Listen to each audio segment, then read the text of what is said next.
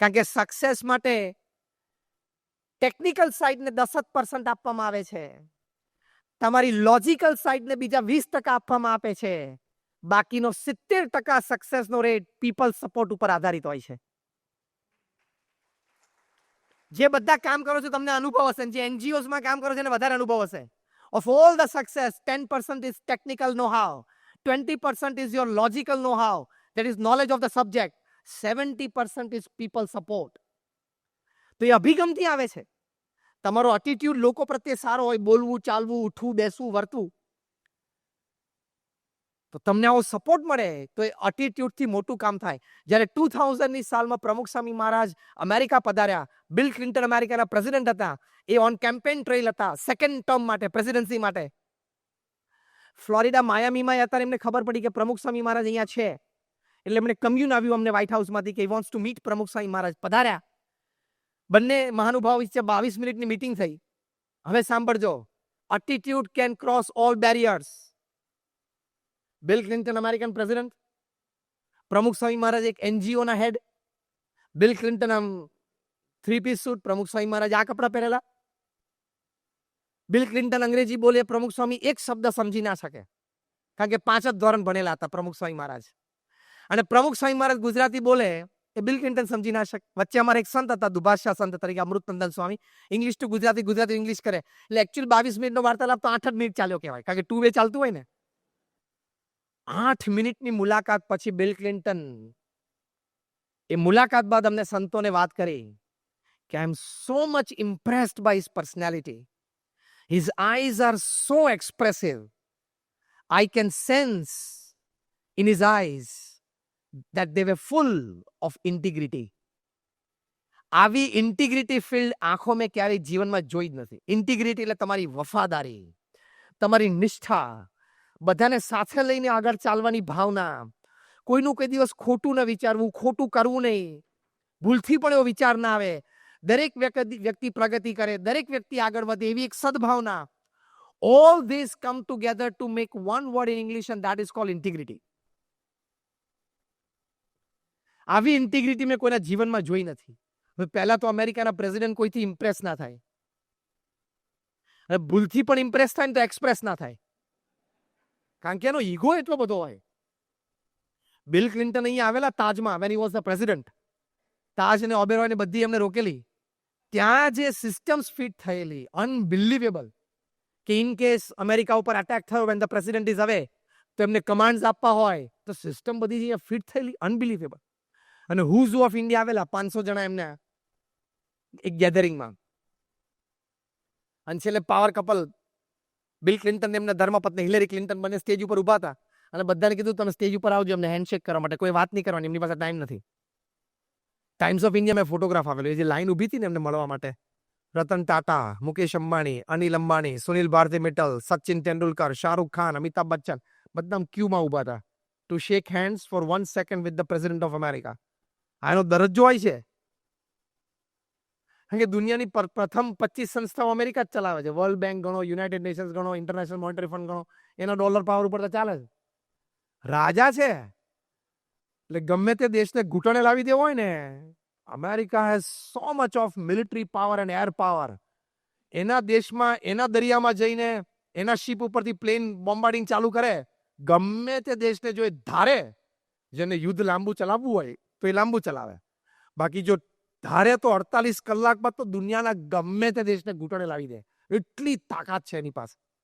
They have military power, air power, આ બધા કરતા R&D પાવર તો એનાથી મોટો છે એ લોકો પાસે. R&D પાવર તો એટલી મોટો છે, ડોલર પાવર જબરજસ્ત. એ ઇમ્પ્રેસ ના થાય. અને પ્રમુખ સ્વામી મહારાજે મુલાકાતમાં છેલ્લે કહ્યું કે સાહેબ અમારું અક્ષરધામ જોવા માટે આવજો ખાસ.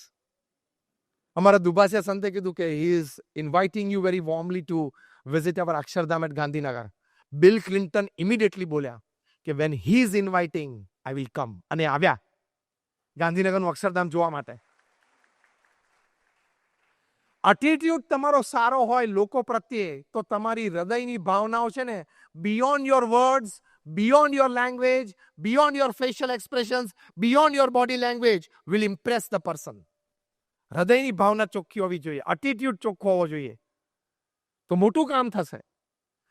એટીટ્યુડ ચોખ્ખો હોય ને તમારે આવડતની જરૂર નહીં પડે. આઈ ચેલેન્જ એન્ડ ગેરંટી. તમારી પાસે નોલેજ ઓછું હશે, રિસોર્સિસ ઓછા હશે ને તો પણ તમારું ધાર્યા બારનું પરિણામ તમે લાવી શકશો. અહીંથી પ્યોર રહેજો. કોઈને છેતરવાની વાત, કોઈનું ખોટું કરવાની વાત, કોઈને લઈ લેવાની વાત એ ક્યારે વિચારવી જ નહીં. મારા ભાગ્યમાં હશે, મારી મહેનતથી, મારા પ્રારબ્ધથી મને મળશે, એમાં હું રાજી છું. એટલી ખાનદાનીથી જીવવું કે કોઈનું ધન પરધન પથ્થર માનીએ. એટીટ્યુડ છે. જે ધન તમારું નથી ને એની સામે થૂકવાનું પણ નહીં. થૂક બગડે આપણું. ખાનદાનીથી જીવવાનું એ એટીટ્યુડ છે. 80 વર્ષની ઉંમરે જ્યારે ડેથ બેડ ઉપર હોય ત્યારે છાતી પર હાથ મૂકીને તો કહી શકવા જોઈએ ને કે આઈ લીવ્ડ માય લાઈફ વિથ ડિગ્નિટી. એટલું તો બોલી શકવા જોઈએ કે નહીં? એ એટીટ્યુડ તો હોવો જોઈએ કે નહીં? તમે રાત્રે બેડરૂમમાં સુવા જાઓ ત્યારે સોફ્ટેસ્ટ પીલો કયો છે? Your conscience, when it is clear, it's the softest pillow for you to rest your head and get a good sleep. મેં કોઈનું ખોટું નથી કર્યું, મેં કોઈનું ખોટું લીધું જ નથી. હું ગમે તે સમાજની વચ્ચે ઉન્નત મસ્તકે ઊભો રહી શકું, ગમે તે વ્યક્તિની આંખમાં આંખ નાખીને વાત કરી શકીશ. કોઈ કહેતો ખરો કે મેં કંઈ ખોટું કર્યું છે? એ ડિગ્નિટીથી જીવ્યા ત્યારે રાઈટ એટીટ્યુડ કહેવાય. બાકી તો હમણાં રાત્રે 12 વાગે રોડ ઉપર ટ્રાફિક નહીં ત્યારે કૂતરા બધા આવશે ને અડધા રોટલા માટે ઝઘડશે. 12 કલાક પછી કાલ બપોરે 12 વાગે 3 પીસ સૂટ પહેરીને કોર્પોરેટ ઓફિસમાં બેસીને અડધા એકર માટે ઝઘડે. બે વૃત્તિ ને પ્રવૃત્તિ તો સરખી જ થઈ. હા, રાત્રે 12 વાગે રોડ ઉપર અને બીજી દિવસે બપોરે 12 વાગે કોર્પોરેટ ઓફિસમાં. એ તો કઈ જીવન છે? ડિગ્નિટી સાથે જીવવાનું. Materialistic things doesn't matter if you live with dignity. તો આ એટીટ્યુડ તમારે રાખવાનો. એટીટ્યુડમાં આ પાવર છે કે આવા પરિણામો લાવી શકે. In short, this is the thing કે તમારો એટીટ્યુડ પવિત્ર અને સાચો હશે ને તો તમને પીપલ સપોર્ટ બહુ જ મળશે. Which is the biggest asset. કે પીપલ સપોર્ટ આવે એટલે બીજું બધો સપોર્ટ એમને એમ જાતે આવશે ને. નાના મોટા પ્રશ્નો ઘણા હતા ને ઘણા છે,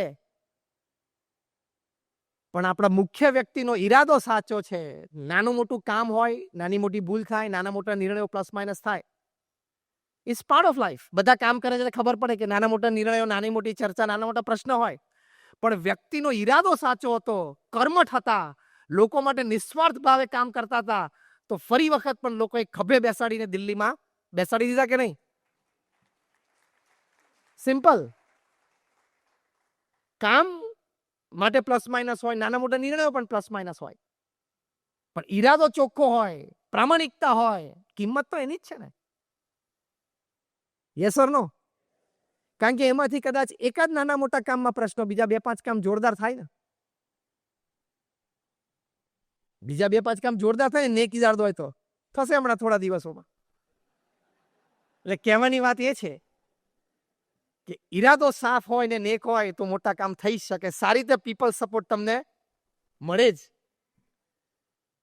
towards the end of the talk, પ્રવચનના અંતે આટલી વાત સમજવાની કે નબળા ઈરાદા રાખવા નહીં, સવડા ઈરાદા રાખવા.